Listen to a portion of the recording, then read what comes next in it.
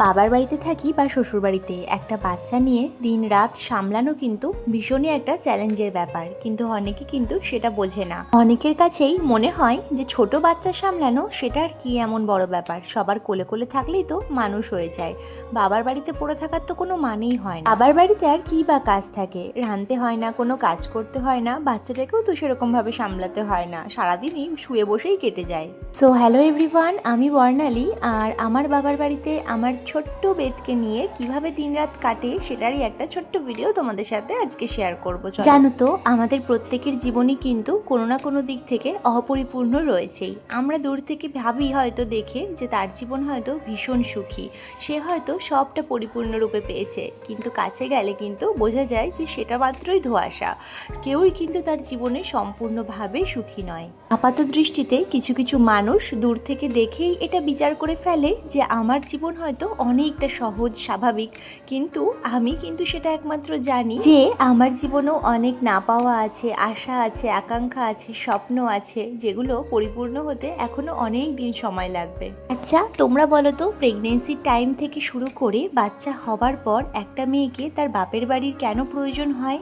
যদি শ্বশুর বাড়ির মানুষগুলো সাপোর্টিভ হয়, তারা যদি সবটা একার হাতে সামলে নিতেই পারে মন থেকে, তাহলে কিন্তু সেই মেয়েটির বাবার বাড়ির সাহচর্যের প্রয়োজন পড়ে না। সদ্য মা হয়ে ওঠা মেয়েটির কাছে কিন্তু সবটাই নতুন, তাই তার সমস্তটা শিখে উঠতে অনেকটা সময় লাগে। আর সেই জার্নিতে যদি সবাই হাত ধরে সমস্ত সঠিক ভুলটা শিখিয়ে দেয়, তার কাছে কিন্তু মাতৃত্বের সুন্দর জার্নিটা আরও সুন্দর হয়ে ওঠে। কিন্তু না, আমি কিন্তু অনেককেই এরকম দেখি নতুন মাটিকে শেখানোর পরিবর্তে পদে পদে তার ভুল ধরতেই ব্যস্ত হয়ে থাকে।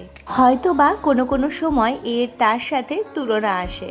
তবে আমার ভিডিওতে কিন্তু অনেক বন্ধুই এসে কমেন্ট করে যে তারা এক্ষেত্রে অনেকেই কিন্তু ভাগ্যবতী, তারা এরকম অনেক লাকি যে ভালো শ্বশুরবাড়ি পায়, ভালো শাশুড়ি পায়, ভালো হাজব্যান্ড পায়, যাদের দ্বারা তাদের প্রেগনেন্সি থেকে মাতৃত্বের পরের জার্নিটা ভীষণই সহজ হয়ে ওঠে।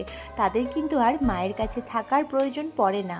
আবার বিপরীত পাশে এমন অনেক বন্ধু কমেন্ট করে জানায় যে তাদের প্রেগনেন্সি থেকে সমস্তটা এখনো পর্যন্ত একার হাতে সামলে, শুধুমাত্র বাচ্চা সামলালে তো হয়েই যেত, তার সঙ্গে তাদের নাকি আরও সংসারের যাবতীয় খুঁটিনাটি কাজ সমস্তটা সামলাতে হয়, তারপরেও নাকি তারা কারোর মন পায় না, পদে পদে তাদের ভুল ধরা হয়। তাহলে তোমরাই বলো তো, আফটার ডেলিভারি কোনো মেয়ে যদি চায় যে সে তার বাবার বাড়িতে থেকে মায়ের সাহচর্যে আদর যত্নে তার সন্তানটিকে একটু সুস্থভাবে বড় করে তুলবে, তাতে কি ভুল কিছু আছে? আসলে না, আমরা মেয়েরাই মেয়েদের শত্রু, এই কথাটা কিন্তু খুবই একটা বাস্তব কথা।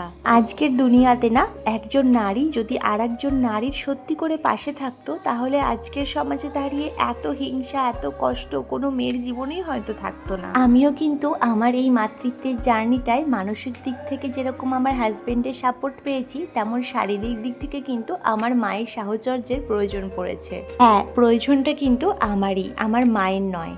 যাই হোক, ভিডিওর শুরুতেই কিন্তু তোমাদের কাছে অনেক মনের কথা খুলে বলে ফেললাম। এই ব্যাপারে তোমাদের কি মতামত অবশ্যই কমেন্ট করে জানিও। তোমরা তো ব্লগের প্রথম থেকে দেখলেই তেমন কোনো কাজ না থাকলেও কিন্তু সারাটা দিন এই টুকিটাকি কাজগুলো করতে করতেই আমি কিন্তু আর চুলটাও আঁচড়ানোর সময় পাই না, জানো তো। কিন্তু তারপরও একটা শান্তি যে আমার মুখের সামনে খাবারটা বেড়ে দেওয়ার মতন একজন মানুষ আছে, আমার মা আছে। অনেক মেয়ের কাছে তো তাও থাকে না। আজ কিন্তু মা রান্না করেছিল কলমি শাক দিয়ে কাটা চচ্চড়ি, যেটা খেতে কিন্তু ভীষণ ভালো হয়েছিল। আর তোমরা তো দেখতেই পাচ্ছ আমাদের বাড়িতে আমার মাসি এসেছে, ভাই এসেছে, তো সবাই মিলে এখন খাওয়া দাওয়া করছি। তার সাথে রান্না হয়েছিল চিকেন কষা আর তার সাথে আমের ডাল। জানো তো, আমার মাসি ওনার রান্নাবান্নার ভিডিও শেয়ার করে, অঞ্জনা সাহা মল্লিক প্রোফাইলটা তোমরা ঘুরে দেখতে পারো যদি তোমাদের ভালো লাগে। তো দুপুরটা ভীষণই আনন্দে কাটলো, সবাই মিলে একসাথে খাওয়া দাওয়া করলাম। তাহলে চলো, ব্লগটা এখানেই রাখলাম, টাটা।